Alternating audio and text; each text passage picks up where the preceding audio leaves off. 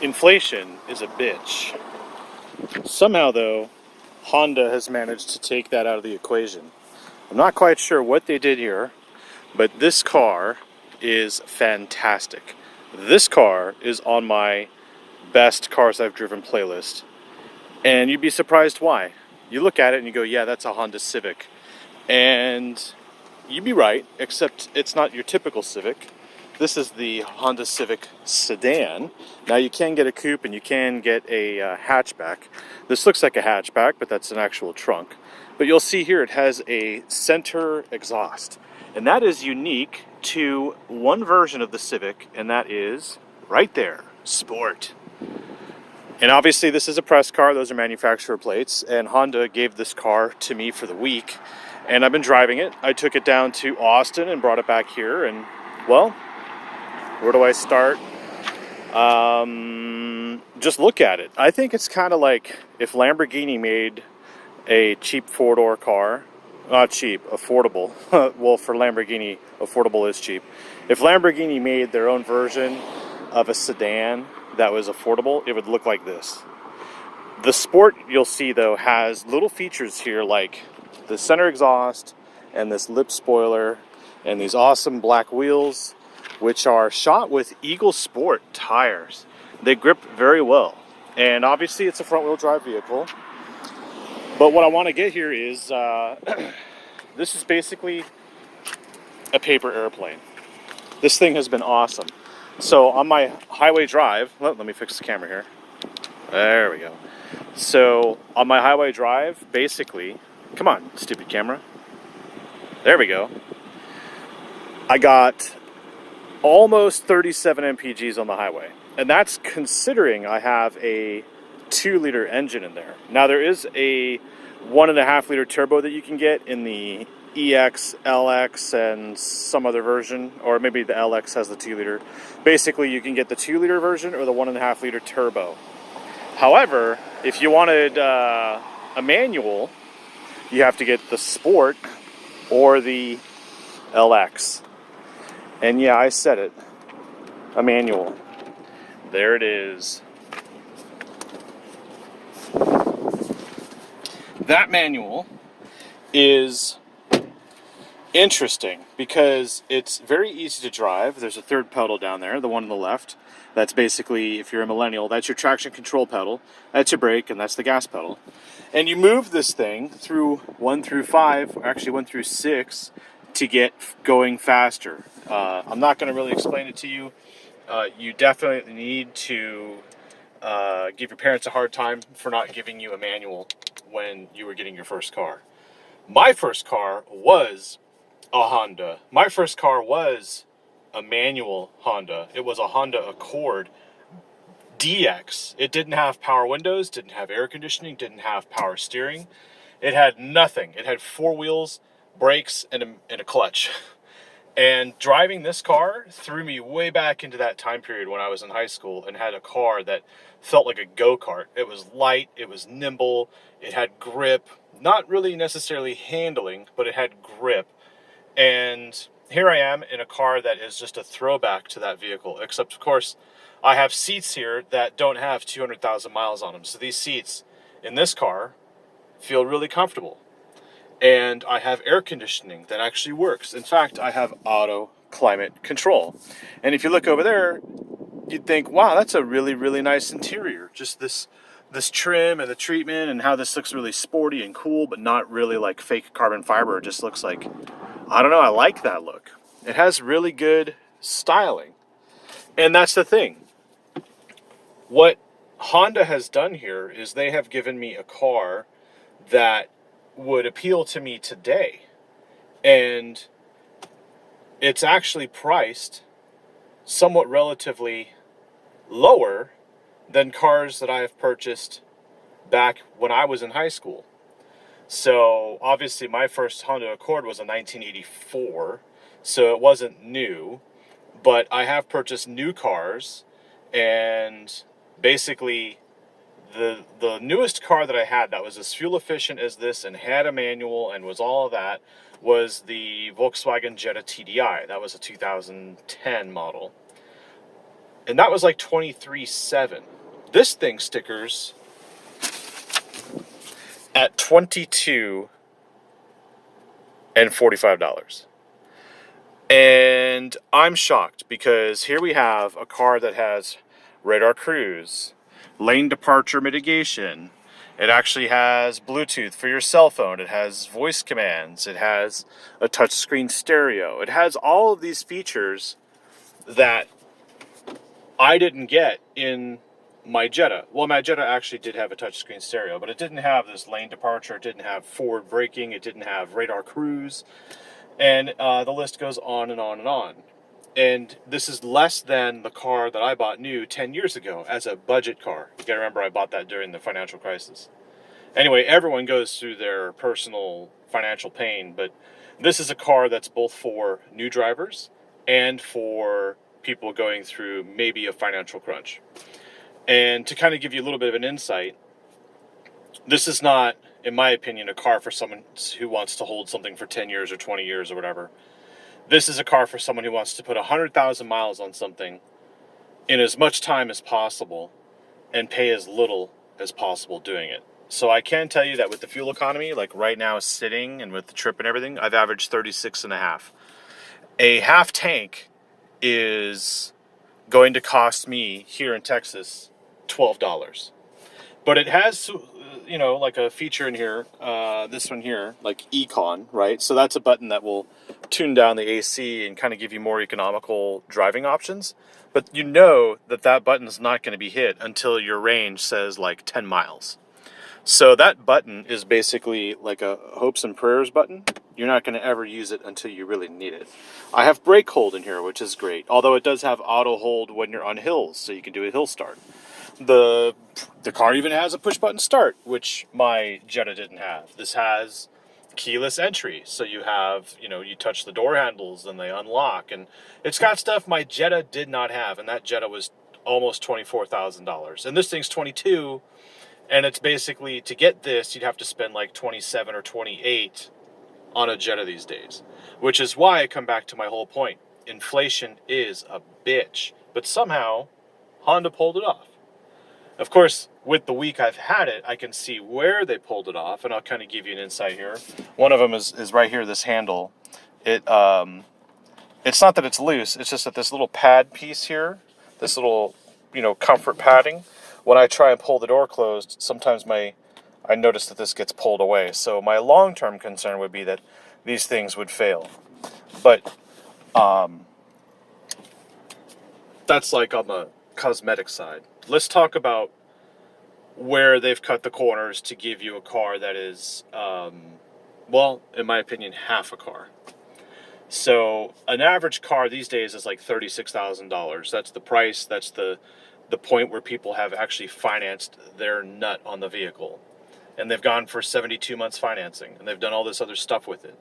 And all I'm looking at is a car that would cost me, $200 a month, and it has a warranty, and I can drive it until I'm sick and tired of it. And it'll probably be 100,000 miles. It's not going to be 10 years. I mean, I've actually personally put 115,000 miles on one car in 2.5 years. So I know it's possible to just do what you got to do, business trips, whatever, that kind of travel, and be so tired of the vehicle, or get to a point where it needs a water pump and a timing belt and all this other stuff, and you just have to ditch it, because spending $2,000 on that, you might as well just spend $2,000 on another new one. Yeah. So the half car thing is pretty simple. Your radar cruise doesn't actually work until you get up to like 25 miles an hour. So even with a manual transmission, that's kind of hard to do. So if you hold this button down, it actually goes between radar cruise and regular cruise. Other things here, we have auto up and down on the driver and front passenger windows, which is nice, but we don't have it on the rear windows. So they've done it halfway. The Volkswagen had auto up and down on all windows, even on the switches on the back door there. Also, you'll notice this car has half a horn. I'm going to do that again. Ready? I don't know if that's the typical Honda horn. I don't remember mine sounding like that, but I think it's pretty goofy and kind of fun. but it isn't really serious. It doesn't say, get out my way. It says more like that's on fleek, which is kind of like I just dated myself with a reference there. Compared to a Golf, this thing is not cringy. I know you can get the Civic Type R, you can get the Civic SI, you can get the really sportier versions, but this just being the Civic Sedan Sport, well, let me just drive it real quick. It's kind of hard to do with a manual and a gimbal, but put my seatbelt on. You'll see things in here too, like this armrest doesn't move up, but it slides back and it opens. And then we have two cup holders, which weirdly come out. And then you have another cup holder down there and another USB port and just huge storage down there. But I don't know why you would ever take this out. So if you're looking for one of these 10 years from now, I don't know how much this thing's going to cost you. And then I can never get it in there. But that cup holder also slides back. Let's see. Maybe it doesn't. There we go. And now you have three cup holders up front like this, which is interesting. But I find that with the armrest back, when I'm shifting gears, it's kind of like my elbow gets caught in there, so I keep it forward. Another thing too is we have this little pad here. It's not really a pad, is it? It's just a glossy piece of plastic. It's just a trim. But when I'm driving along and I'm going into second or third or fourth or whatever, it's kind of comforting. You know, this is like a comfortable place to rest my hand. I'm not putting it on any buttons. I'm not turning on the hazards. You know, there's like certain stuff in here that is actually logically placed out. You'll also see how short this shifter is. It's not like ungodly and crazy like the prior Hondas I've ever driven. And the throw is okay. And you'll hear it. It sounds kind of notchy and cheap, but I've actually never driven a manual Honda without 200,000 miles, so I've never felt what a new one is like before. This is interesting. It kind of feels like satisfying, like when you snap on a latex glove on your hand. That's kind of what it's like. That's the best way I can explain it. The clutch obviously is, while I'm in neutral, it's got just a linear feel. It feels very sprung. Yes, I am wearing sandals today, and those are my bare feet. Don't get kinky on me. When you put it in first, you have an electronic parking brake that automatically disengages. Not when you lift up on the clutch, but when you give it some gas. Also, before I actually do this, let me put it in neutral. Okay, I got the parking brake on. Now, you've seen me drive the Mazda 3 manual hatchback, and it was like underpowered, and I didn't care for it, and it was like an excessively expensive commuter car at $31,000. I didn't care for it. I liked the sedan automatic better. So if you're in college or graduating college, that might be a better car. But in your high school or a first car, this is the one to beg your parents for. I know some of you think that's ridiculous to say, but some parents do buy their kids new cars because they're worried about safety, they're worried about safety, and they're worried about safety. And that includes the car not breaking down. That includes the impact cage and the airbags and everything that goes on with the safety cell. They want to make sure that their kids are safe. And of course, the other safety aspect of it is it has to be slow.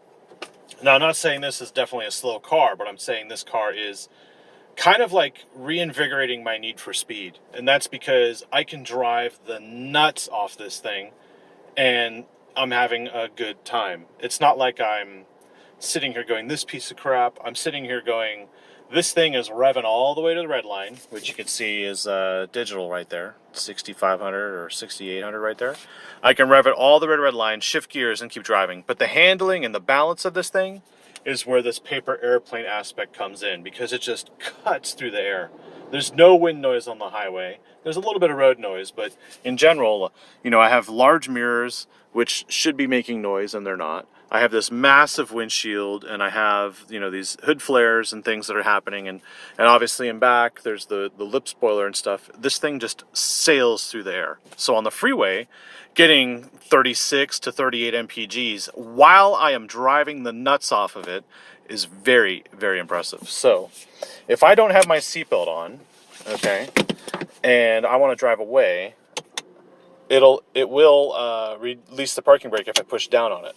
However, if I put it in first, right, and I don't have my seatbelt on, and I don't recommend this. I'm just showing you, explaining this to you from a safety aspect. If I try and drive away, it says release parking brake. Boom. And it won't release the parking brake because my seatbelt's not on. So that's interesting. If you try and just get in the car and go, whether it's your valet or the porter at the dealership or, I don't know, a carjacker, they cannot drive away without putting their seatbelt on. So now we'll go. So you heard the brake release. Now we're going to go along.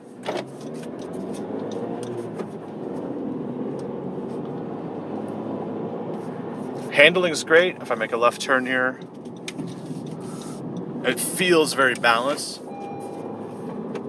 Oh, I have a low fuel warning. Okay, so that's great. What I do there is I hit the hope and pray button, and then I let it do its thing. I don't know exactly what it's doing, but of course I'm magically going to get better fuel economy when I need it most. Because I still haven't been to Taco Bell for lunch, so I don't exactly have enough money for Taco Bell and fuel, right? That's how it was in high school. Once this truck passes, we'll go in eco mode. Hard to do in a manual, by the way.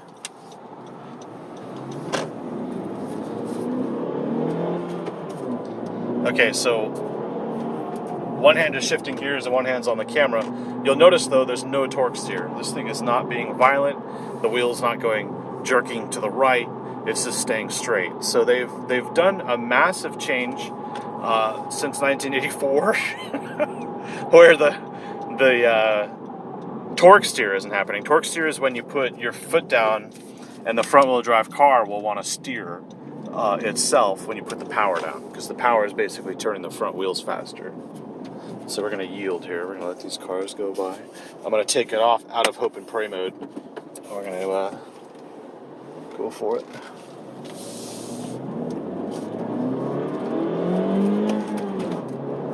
Sorry about that. So it is fast. It's not like lightning quick, but if you drive it moderately, you actually are able to catch up and pass traffic. If you drive it really hard, you're not going to get any benefit out of it. So this car has a very unique driving dynamic to it. It's got a characteristic where you can drive it efficiently, but you can also drive it moderately fast and actually get to work on time or school. And I think that's the kind of the benefit here, and that's why I'm putting this on my best list, because for 22 grand, brand new out the door, worst case scenario, by the way, this isn't even with negotiating a price or any incentives from the dealer or any of that, which you should always check on before you buy. This is a fantastic car for anybody looking to just get through life. Let's go for it. I love these Texas U-turns. Floored real hard.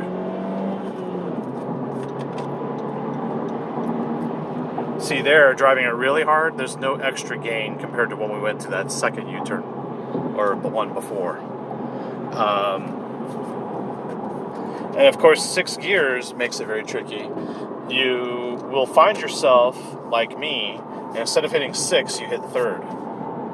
And so you got to go far out right, and then you got to go far back right. And that's also near reverse, which is always worrying. Let's go to 2nd.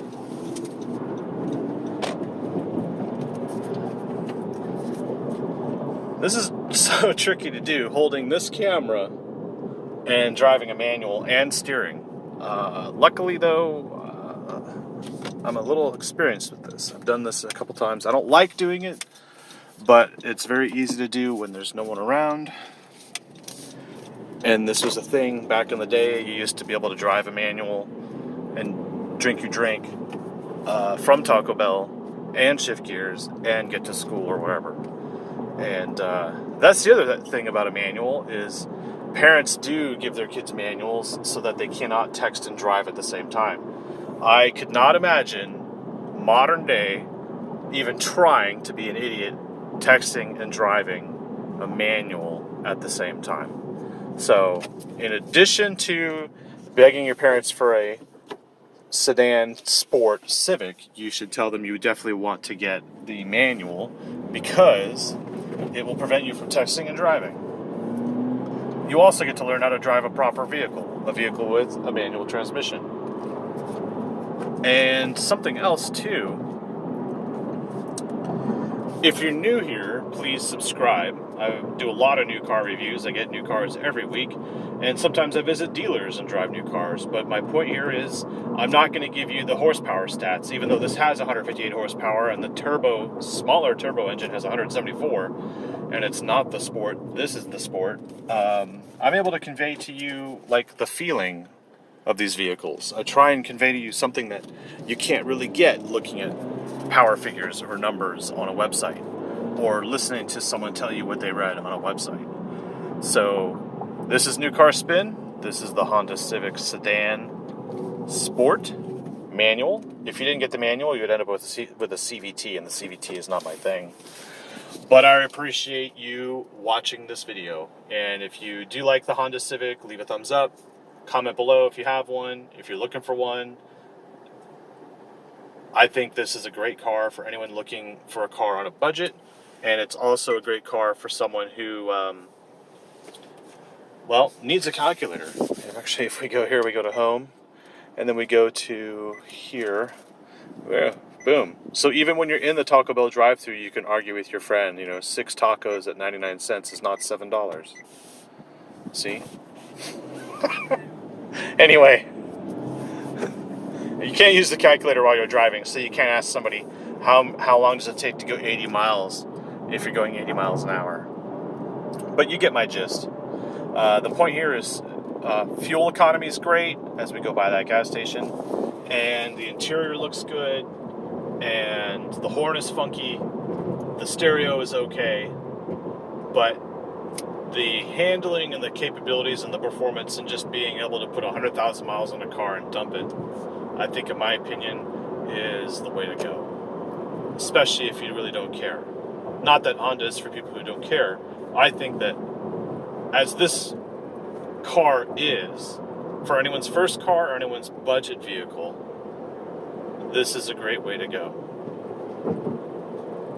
I've driven the Jetta manual, the Jetta S manual. That was like $19,000, but it was nowhere near as comfortable as this. And this has better features. Oh, now I'm in a weird predicament. I gotta put it up first.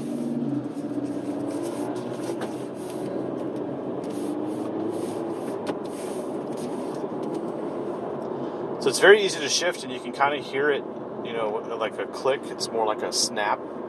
And it feels confident when you change the gears. It's not sloppy or anything.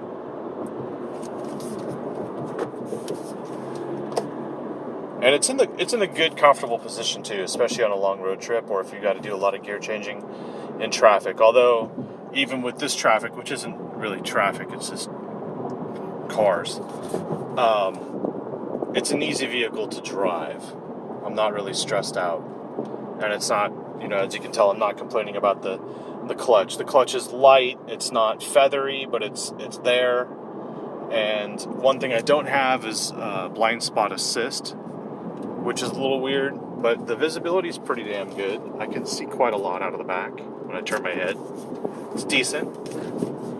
Plus, you don't really need all this tech as a first driver car. I think less tech would be great, and if you're looking for a cheaper version, I don't know where you'd find one though. It's all relative, I guess. Change the lanes here.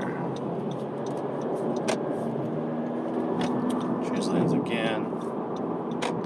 Okay, and I'm entering a school zone, so I gotta go. I'm Brian with New Car Spin. Please like, subscribe. Thanks for watching. If you're new here, definitely subscribe. I get cars all the time, and yeah, this is on my best playlist. So go watch that playlist to see what else is on there. You might be surprised. School zone. See ya.